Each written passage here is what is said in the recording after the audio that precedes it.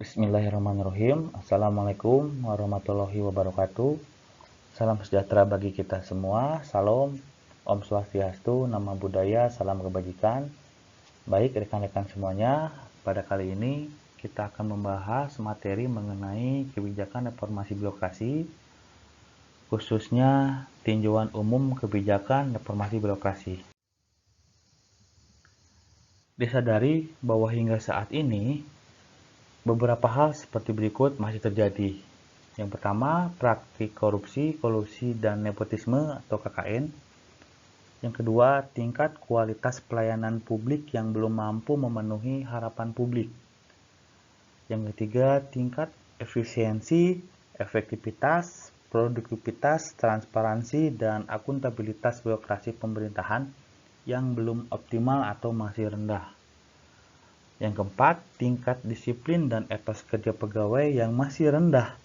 Oleh karena itu, reformasi birokrasi harus dilaksanakan secepatnya untuk mewujudkan tata kelola pemerintahan yang baik. Kebijakan reformasi birokrasi tertuang dalam Peraturan Menteri Negara Pendayagunaan Aparatur Negara tentang Pedoman Umum Reformasi Birokrasi. Dalam implementasinya ada 3 aspek reformasi birokrasi, yaitu organisasi, tata laksana, dan sumber daya manusia atau kepegawaian. Karenanya, hal utama yang harus dikerjakan dalam penyelenggaraan reformasi birokrasi adalah hal-hal tentang manajemen pegawai negeri sipil seperti penguatan unit organisasi kepegawaian, unit kerja kediklatan, pembenahan peraturan perundang-undangan atau kepegawaian, penegakan disiplin, penegakan kode etik, dan perbaikan pengadaan sarana dan prasarana. Kita akan membahas mengenai reinventing government. Prinsip dari kebijakan reinventing government adalah mentransformasikan kinerja dalam dunia usaha ke kinerja organisasi pemerintah. Upaya yang dilakukan adalah kerja keras untuk meningkatkan sumber-sumber yang berpotensi ekonomi yang dimiliki oleh instansi pemerintah dari yang tidak produktif menjadi produktif, dari yang produksinya rendah menjadi tinggi, sebagaimana bisa terjadi dalam kinerja dunia usaha. Upaya tersebut dikenal dengan istilah mewiraswastakan birokrasi pemerintah. Seiring dengan perkembangan ilmu administrasi publik, istilah reinventing government mulai ditinggalkan dan digunakan istilah yang baru, yaitu good governance. Perbedaan pokok antara konsep government dan governance terletak pada bagaimana cara penyelenggaraan otoritas politik, ekonomi, dan administrasi dalam pengelolaan urusan suatu bangsa. Konsep pemerintahan atau government berkonotasi peranan pemerintah yang lebih dominan dalam penyelenggaraan berbagai otoritas tadi. Sedangkan dalam governance mengandung makna bagaimana cara suatu bangsa mendistribusikan kekuasaan dan mengelola sumber daya dan berbagai masalah yang dihadapi masyarakat. Pengertian reformasi birokrasi. Kata reformasi bermakna adanya perubahan secara sengaja ke arah kemajuan atau lebih baik. Dalam pengertian tersebut, perubahan masyarakat diarahkan pada development, yaitu perkembangan yang tertuju pada kemajuan keadaan dan hidup anggota masyarakat, di mana kemajuan kehidupan ini akhirnya juga dinikmati oleh masyarakat. Dengan perubahan tersebut, terjadi peningkatan martabat manusia dan kemajuan masyarakat.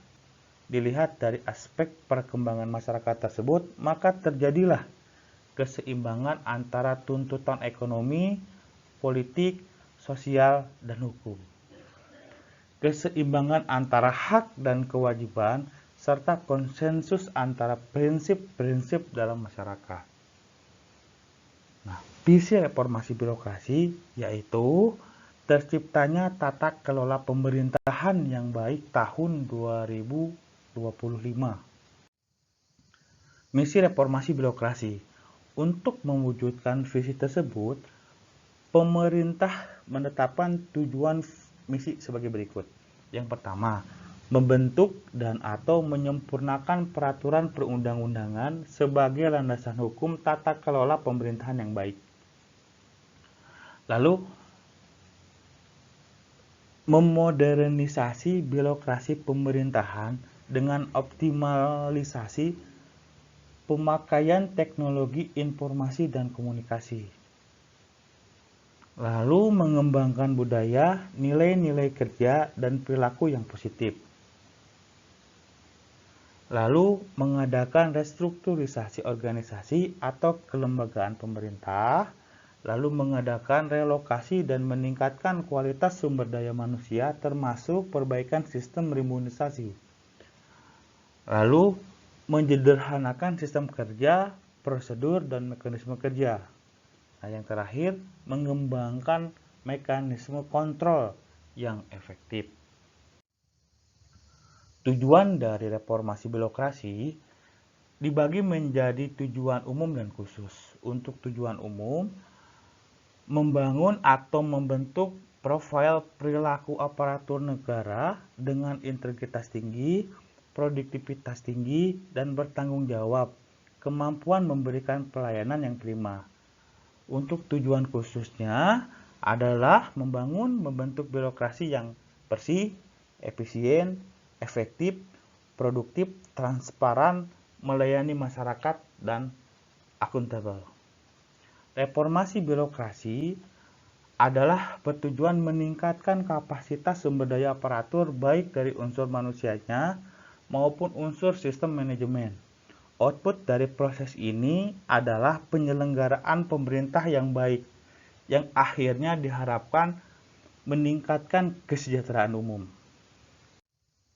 Nah, di sini kita bisa melihat mengenai alur pikir reformasi birokrasi. Ya, di sini ada inputnya, ada proses transformasinya, ada outputnya, ada outcome-nya. Nah, di dalam inputnya itu adanya sumber daya aparatur.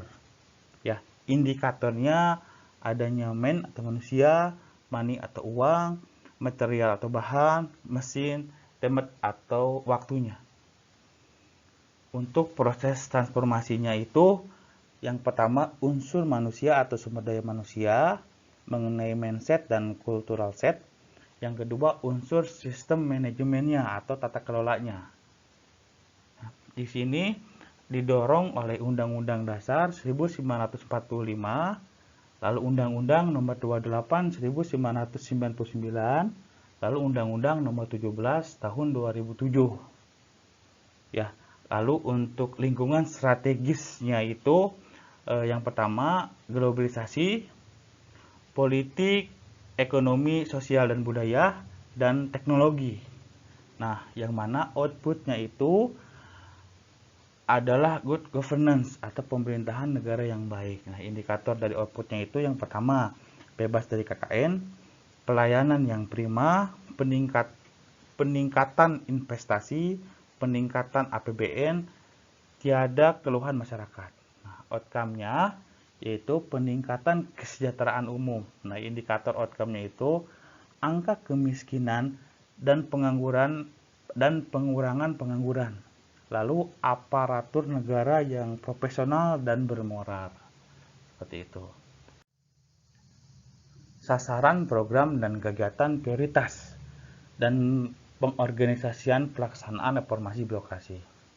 Nah, sasaran reformasi birokrasi itu mengubah pola pikir dan budaya kerja serta sistem manajemen pemerintahan. Perubahan ketiga hal tersebut dilakukan melalui perubahan yang pertama, kelembagaan atau organisasi, budaya organisasi, ketata laksanaan, regulasi, deregulasi birokrasi, dan sumber daya manusia. Nah, program dan kegiatan reformasi birokrasi. Reformasi merupakan kegiatan kompleks dan berlangsung terus-menerus.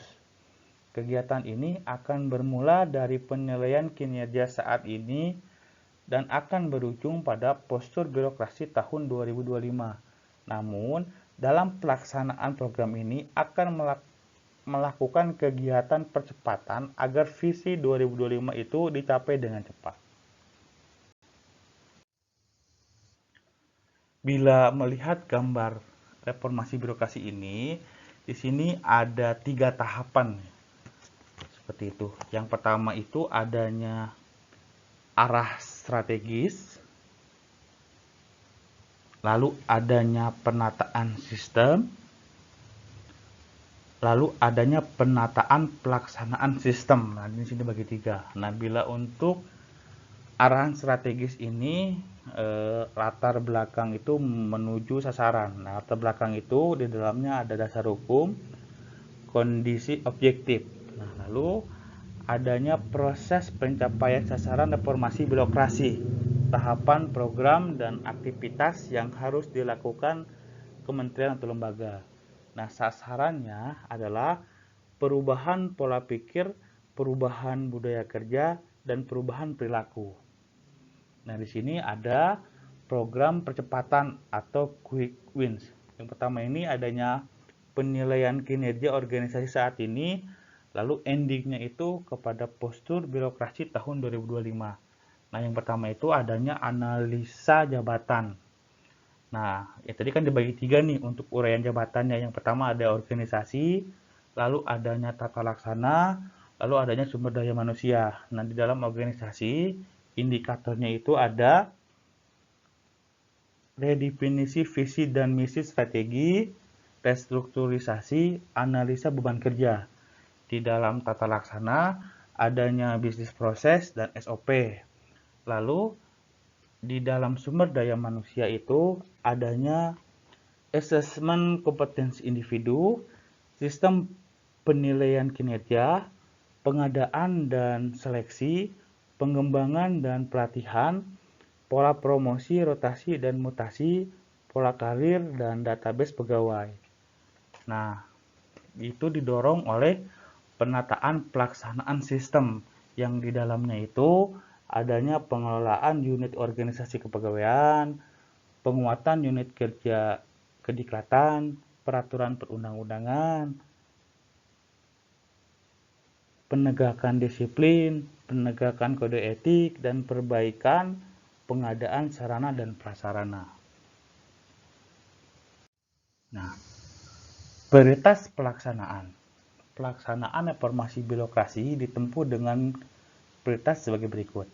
Di sini ada 3 prioritas. Prioritas pertama yaitu kementerian, lembaga pemerintah daerah yang terkait dengan pengelolaan keuangan negara, penegakan hukum, pemeriksa dan pengawasan keuangan, dan penerbitan aparatur negara. Mohon maaf diulang, dan penertiban aparatur negara.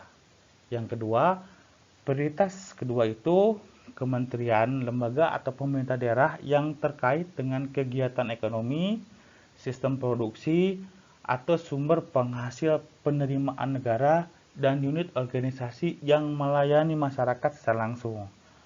Bila prioritas ketiga itu adalah kementerian atau lembaga yang tidak termasuk dalam prioritas pertama dan kedua. Nah,